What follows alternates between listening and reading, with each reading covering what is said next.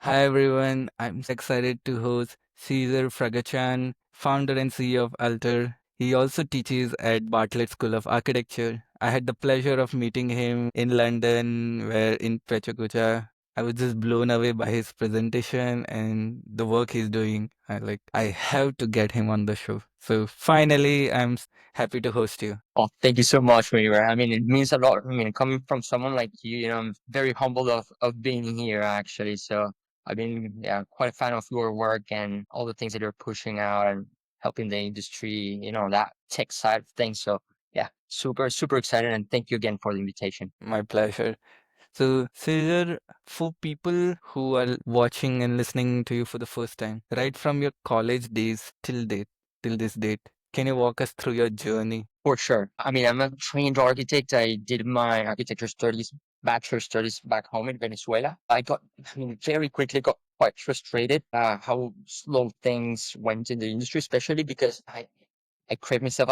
Quite passionate about architecture, especially on the creative side. And it was very frustrating on seeing how the creative process just took like a very little amount of the time. And then there was a lot of mechanical work.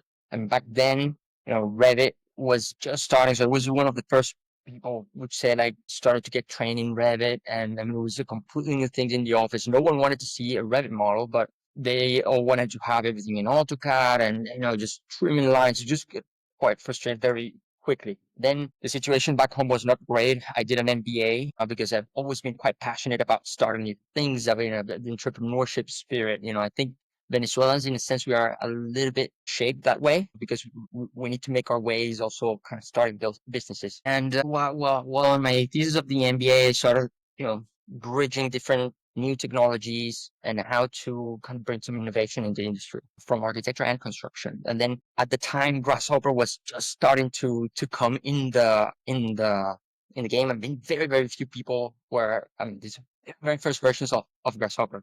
So we got really excited about the concept, about the ideas, and then obsessed with it, right? Like I needed to start learning this. So I jumped on a plane, I went to Miami, trained on with some of the McNeil guys over there for a week. And then started to, try to prototype and kind of do different projects from chair design, furniture design, anything that I could get my hand on from parametric workflow to construction. Given the time in Venezuela, riots start appearing, hyperinflation. We're talking about thousands% a year. My salary at the time was less than $100 a month. So it was almost unlivable situation and said, okay, I really want to push up at these. I mean, like, it cannot be in the country. I need to find out what would be the best way of getting trained into computational design workflow. So that's where I started researching in different schools, and then I came to London for the Architectural Association in the DRL program, which was an amazing experience. I immediately connected with Shajay, Bushan. I appreciate you had as a host before here on your program. And then, I mean, he was my tutor for a year. We clicked immediately. Wanted to go back to the States, but he didn't allow me. So I went straight up to Saha Hadid Architects and the computational design groups for around 4 years, which was an amazing experience doing from competition, parametric workflows, rationalization of concept design to construction. And also configurators and metaverse were starting to come. I mean, my thesis was a lot on gamification, and so we managed to get that opportunity to embed all that knowledge into custom-made configurators and different metaverses within Saha, which was I mean, was an amazing just stepping stone and learning curve. But then quite quickly, I always had that fire of starting something on my own and seeing how we were applying a lot of these technologies for, like 0.01% of the built environment. And then seeing like the whole inefficiency of generally the industry and how these could be democratized in some sense. So that was a spirit in a sense of founding our Alter, that mission of making better design available to everyone.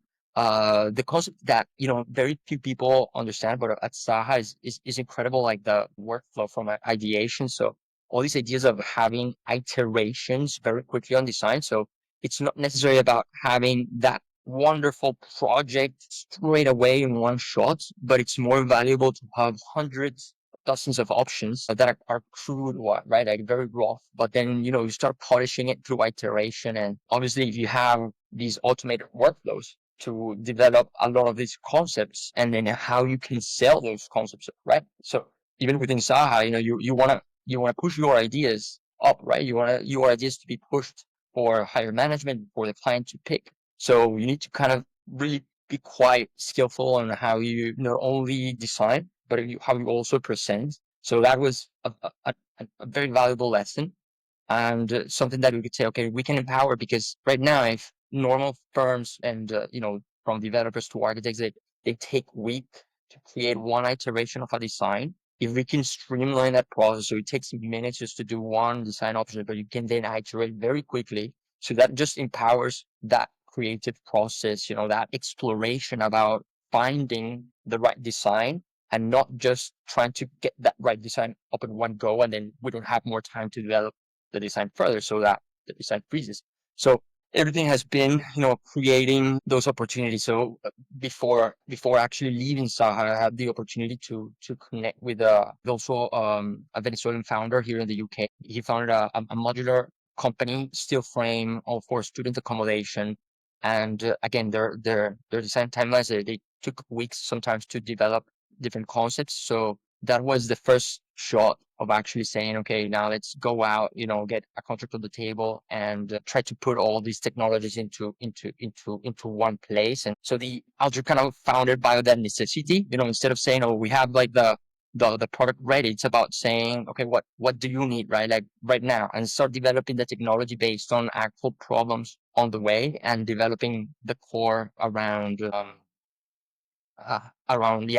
different clients. So that's how it been a little bit. It's been a very recent. This happened less than 2 years ago. So we're still on the road of learning, of pivoting, and hopefully seeing next steps. Man, that's so inspiring. Like the journey has such a diverse set of experiences. Cesar, I'm very curious to know this. You learned a lot of skills as a founder about running a business and getting customers, and building it in a sustainable way. I feel architecture schools teach a lot and a student becoming a technical expert, but in business side we don't talk much about that. So, what would you like to teach which you learned through experience in terms of running a business in architecture technology? I mean, it's a great question, because as you kind of introduced, I also teach at the Bartlett, and we try to get the students which come as a team. We almost treat them as founders on their own. So kind of like the challenge is about how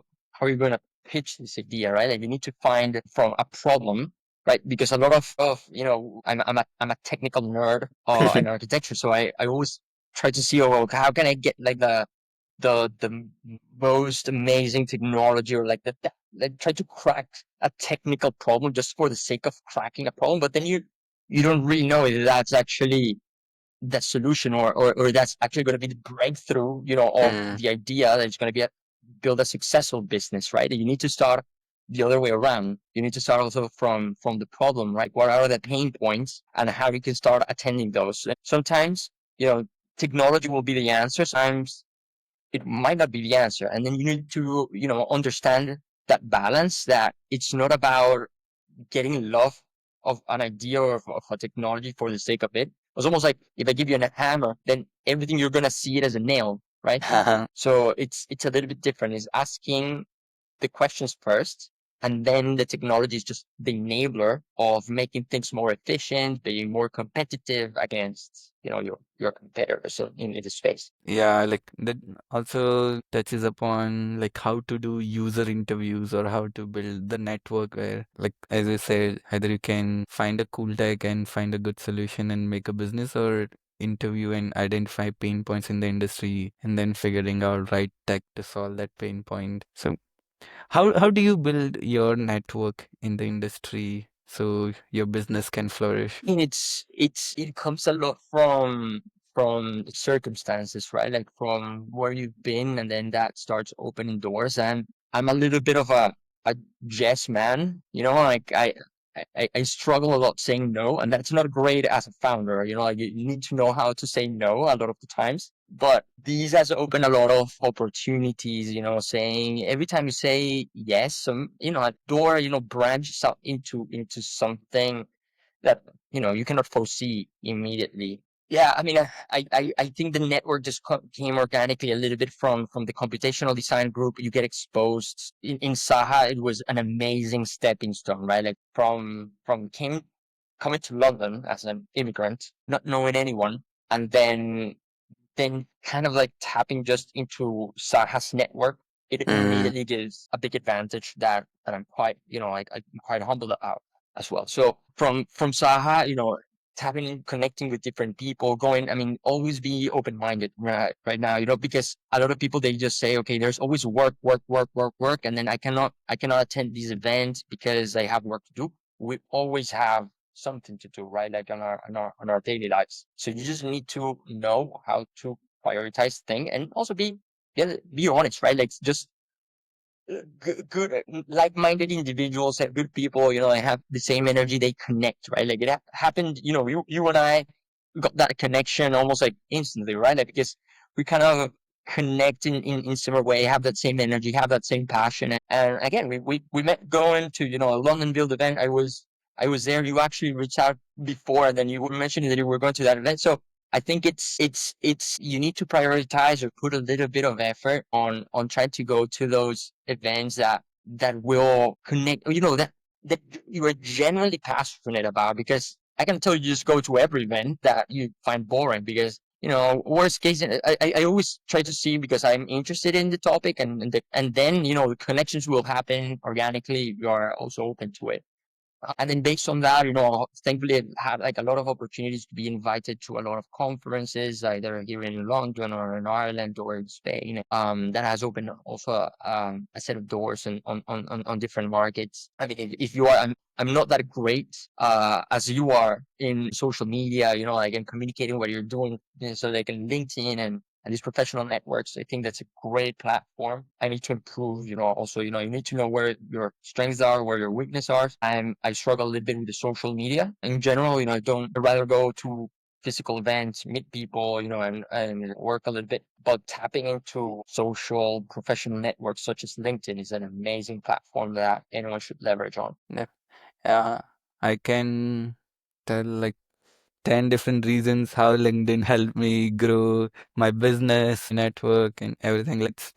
As you said, for personally, I felt like depending on architect, like even posting on social Instagram or Pinterest board, it might open up opportunities of working in bigger office and roles you have in mind. So I'm interested to know, are there any things which you wish you would have done differently? Do you have any regret? I mean, I'm not, I mean, I always try to look into the future, not necessarily like focus on the past. And I think if at some point I did a mistake that I just help. If you don't make mistakes, you don't learn. Right? You don't improve, you don't build character. So I guess the only regret I might have had is not doing things that I should have done or not taking more chances. But for example, for every opportunity that I say, "Oh, yeah, that shouldn't have happened." Like I will never regret that decision. I might regret something that I said.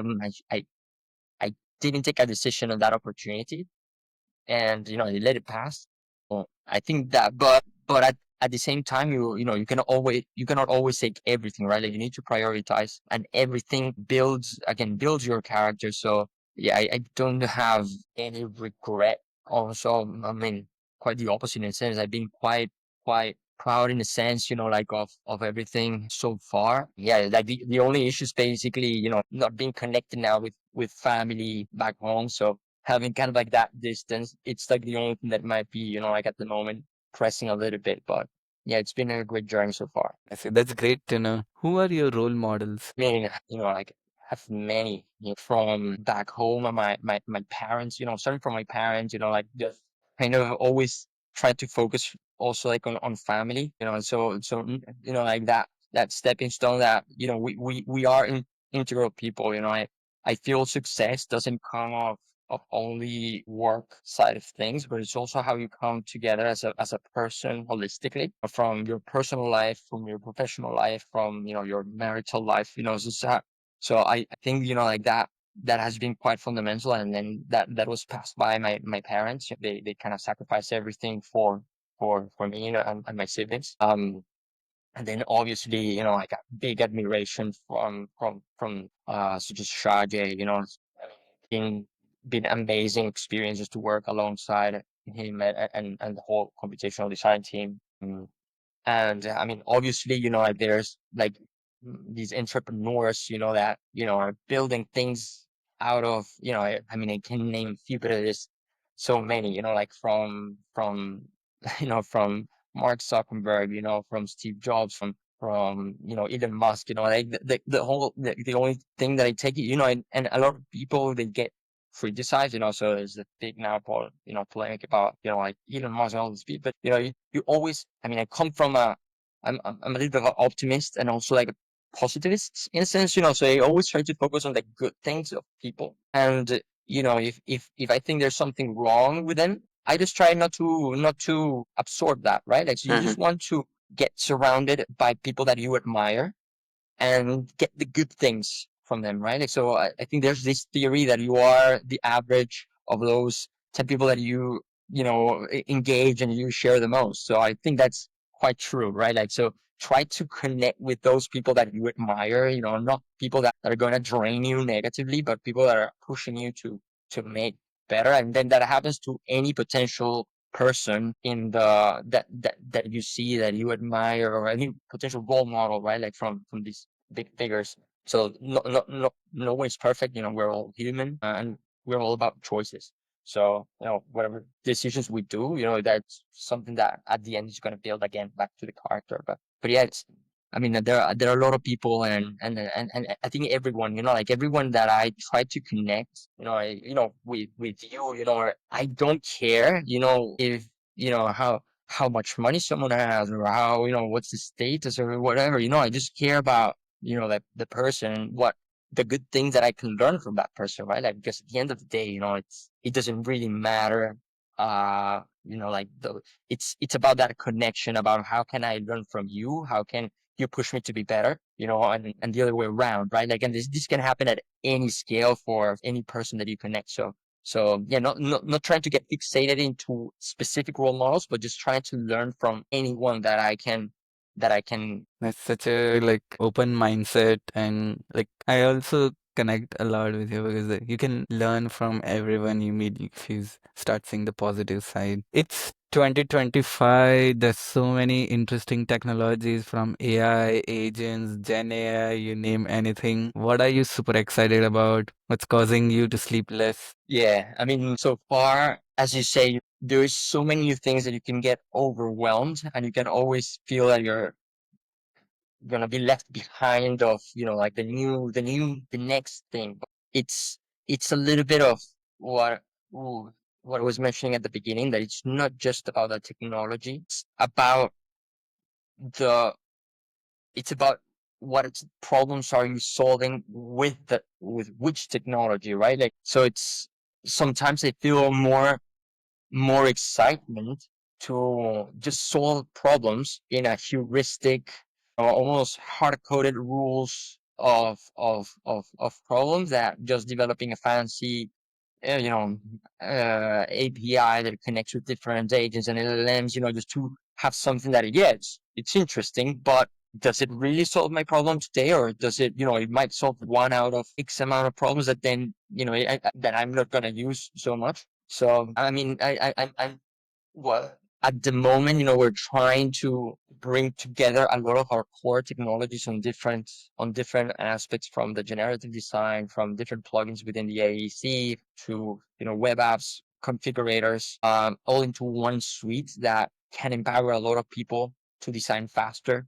So sometime, I mean, we're gonna try to bring what we think is the best technology for each case. So if we need to visualize something quickly, basically we integrate within the plugins with some, within some generative AI, some trained models, but then, not that tool is not great for every time. It's good for getting inspiration, but then you need to produce floor plans, layouts. You need to deliver a project. So, then we tap into our parametric set of tool sets and, customized ways to rationalizing floor plans, in a very automated way, but pretty much the same way that you would approach as a designer in a procedural manner, but in heuristic, algorithms, basically. Nothing fancy of machine learning or AI under the hood. It's just straight on parametric rules from layout to facades, and then, kind of like bridging then connections with different real-time configurators, leveraging an Unreal Engine, so pixel stream solution that also live in the suite. So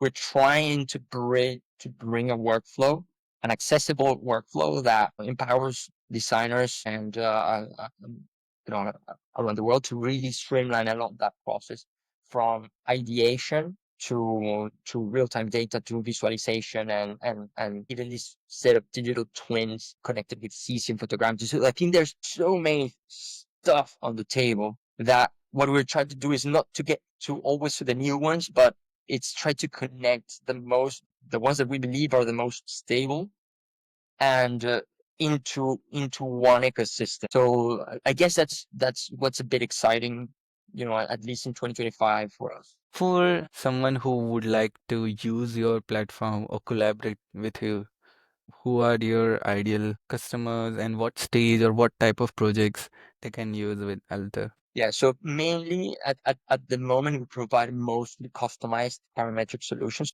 For example, our ideal customer at the moment are end-to-end developers that, have their design teams in house. They have already construction systems in place. They have their value chain already sort of connected. I mean, they know their key partners, centralizing everything into a single way, from feasibility studies all the way to delivery of shop drawings in case of offsite manufacturers. But we're trying, I mean, we know that that's quite a specific niche. So that's at the moment, right? Like providing customized solutions. We're now trying to expand a little bit. And one of the features about expanding is, yeah, just getting a more generic tool, less robust, I mean, less specific, because the solutions that we provide are quite specific. It's kind of like we are almost like the tailors, right? Like we're, you want to do the suit at your measurement of your body build, but now we want to say, okay, we want to push out a line that it's just a medium size SML, medium size, that anyone can use. And,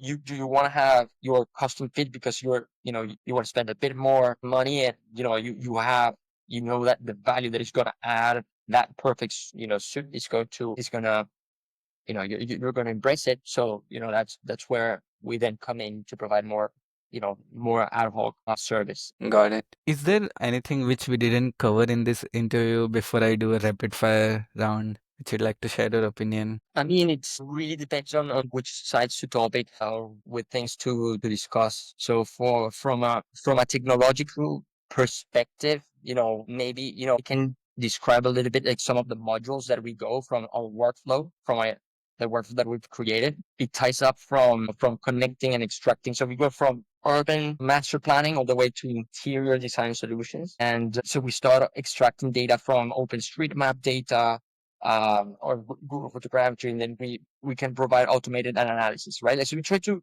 streamline anything that you would need to either Photoshop or either to make a line and connect a line. We completely remove anything that's a click. Or almost like our main objective is reduce as many clicks as possible to finish a project. So that's kind of like in a very summarized way what we're trying to do with these automated workflows. We've empowered some of our clients. It tells, like, it's more than 90% of design time we've stripped off from their existing workflows. So we go from, again, from connecting data, OpenStreetMap data, developing customized parcelizations algorithms to, again, data is quite important, right? Like, it's how you design with empowered by data and having non-destructive workflows. That's something that is really, really pushed. So, sometimes they say, what we're not creating software, we're creating non-destructive workflows. So that means trying to connect the data of a project seamlessly, right? So if someone down the stream needs to do a change, everything changes across the full, stakeholder chain of professionals. So you could see a change here, change everything at real time, and you can inspect that at real time. So a lot of the issues is that, we do a change and we don't know how that change is going to impact a design or an outcome weeks or even months from now, right? Like, so in a sense, we try to make the process as transparent as possible. So again, if you go from early stages all the way to delivery, that's where I guess we can add the most value. And again, tapping from urban algorithms to custom parametric layouts to facade configurations to then automating CGIs, because what we try to do again is like anything that then you need to push into a visualization software, that then we need to put people or cars or entourage. We think that's not valuable time, valuable of your time, right? Like, you should be thinking about the creative aspect, not putting people, not, extruding things, not so anything that we can streamline and then just empower the creativity, reduce anything that is mechanical work, and get outputs as quick as possible. In that case, for example, CGI's renders, we try to automate that very, very quickly. And something that's very important is how we manage data, because at the moment, for example, beam model, files in our industry are really heavy, and we think we need to have these very heavy models, and then sometimes it's not necessary, right? Like, we need to work in different LODs, right? Like in different level of details. So some most likely you won't have always what's fastest, what's lightweight, what will run. So we try to think about the computation that way, right? Like, we're always going to compute in the lowest level of detail. And then, at every point that there's a freeze, there's like an extra layer of complexity within the core, that it's the same way as a project, right? Like, you want to do quick iterations in lower level of details, and then you want to start crafting more details as you're modeling manually. The same way is with the algorithms, right? Like, you want to run your lightweight algorithms in very low level LODs, get data, at those early stages where you want to have is data, feasibility studies, unit mixes, even build, and then we can go a little bit further. So when we have that extra levels of details, we can then automate bill of materials, bill of quantities, and basically CGIs. So again, it's also understand how you should work the geometry, because if you're at concept stages, you are doing these very heavy models, and then you need to share and collaborate with someone else. You could have almost like a gigabyte of file and then send to another one, and it becomes also slow, right? Like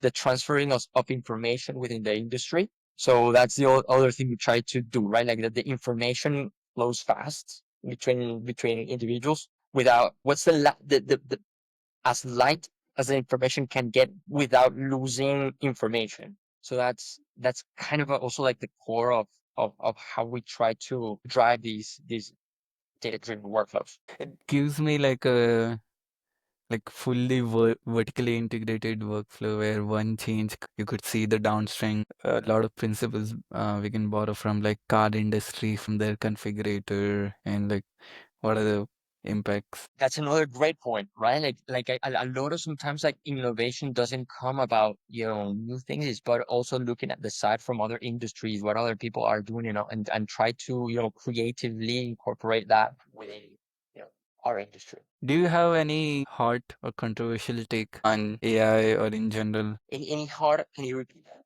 Any hot or controversial take? With in general with AI? Yeah. I mean, these.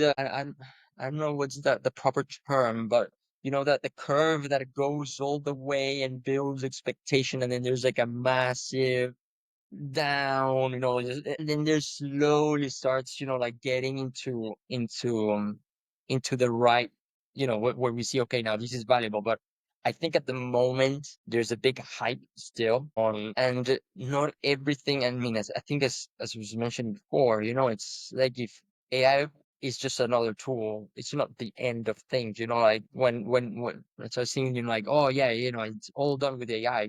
When we see the built environment from here to 10, 20 years from now, no one's going to care how was that done?